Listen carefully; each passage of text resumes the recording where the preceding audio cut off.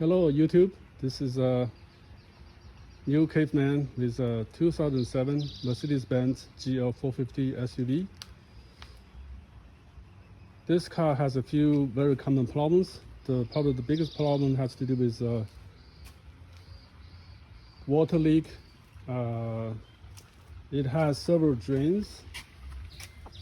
There's one over here. There's one in the middle, and then there's one on the other side.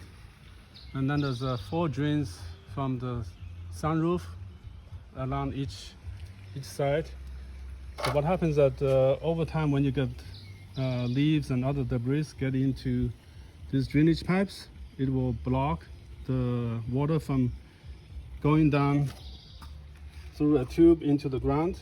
When that happens, the water basically seep into the cabin, and it will flow somehow under the foot well and then into this big hole in the middle under the driver's seat. It also can happen on the passenger side as well, where the battery is located. So first of all, what you need to do is to make sure that you do maintenance regularly to make sure that these drainage pipes are open. And you can use a not this vacuum machine, but you can use a air compressor. You can also use some kind of stiff wiring. Just get into this hole, this drainage pipe, and make sure it's open. Other than that, if water does get into your footwell under the seat, what happens is that it's going to short out the amplifier. This end is the amplifier, because it sits down there into the footwell, and then when you have water kind of accumulating in this area, it's going to just short it out. And there's a couple of other electronics. This is the real amplifier. This I don't even know what that is. This is I think it's a gateway, central gateway. So these are important electronics, and somehow Mercedes-Benz engineers decided to put under the seat and then in this area where the water can accumulate. But apparently they probably recognize that the water might get in there somehow, so they actually have some holes. They actually open up 3 drain holes, but typically it's blocked by this rubber plugs. So that's why even though they have those holes in there, it doesn't work because it's blocked by this rubber hose. So what you need to do is you need to take out the seat and then take out the electronics, and then just take out those 3 rubber let's just say plugs. That way, even if the water gets in from the rainwater, whatever, it has a place to go under the car.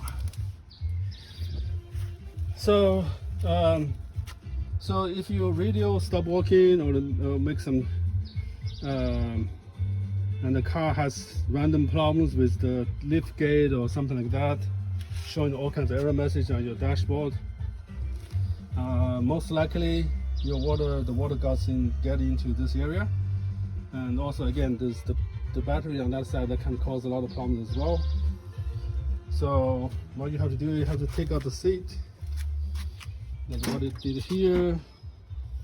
The sequence of that is you gotta actually take out this rubber seal. Take this out, and then there's another piece. It's actually sitting over here. There's this long piece. It's actually going from the front to the back. So this is one piece. Take that out. And then there's another piece here. There's this other piece you gotta take out. Just the protection.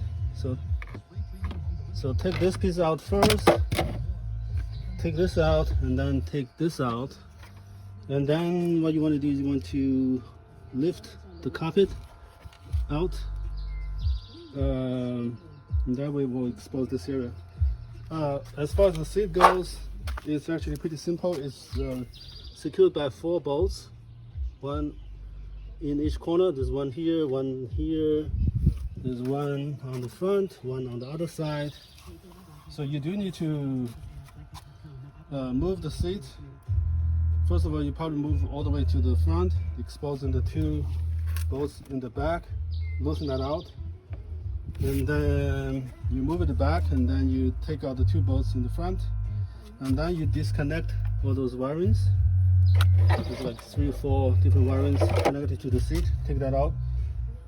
This seat belt, you cannot take it out. I cannot figure out how to disconnect, so I just drag the whole seat out of there. So that's how you basically open up this area. And then what I did was I actually sanded out all the rust and cleaned it up, and put the rust dissolver reformer, sprayed it in so that it will prevent future rust.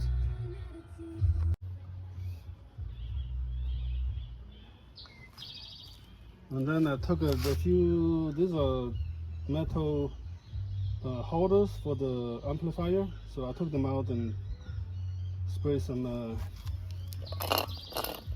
rust for reformer so that it will not rust it out. So that's about it. So if you look from the behind, this is what it looks like. So the rest of it is just put everything back together. I did have to buy another used amplifier because the original one was just shorted out, and this one works now. So everything is fixed up, but it took me a little while to figure out what's going on, and hopefully this video helps you. If you have a GL450 Mercedes-Benz SUV, most likely you will run into this problem sooner or later.